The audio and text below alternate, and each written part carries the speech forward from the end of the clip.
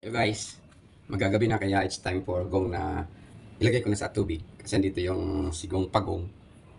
Tuwing gabi ilalagay siya sa palanggana na may tubig para kainin. Ito siya. Ayan. Kunan ko muna yung tubig. Kunan ko yung tubig. Ito sa palanggana. Tapos ililipat ko siya. Kalalagay ko ng tubig.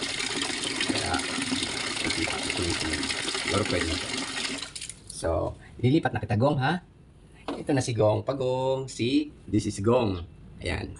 Time to rest. Ilalagay ko na sa tubig para makapagpahinga na. Gabi na kasi. Wow. So, ayan siya. See? Doon siya. Siya yan o. Doon siya. Magdamag siya dyan. So, lalagay ko lang ng food. Para bukas ng umaga naman, ilalabas ko naman siya para gagala-gala dito sa yard. Dito lang siya na gumagala-gala. Gala-gala lang yan dyan. Dito. Ikot-ikot lang dito. Ayan.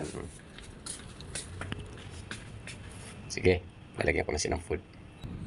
Ito, lalagyan ko na siya ng isang kutsaritang feeds para may pagkain siya. Okay, Gong. Happy dinner.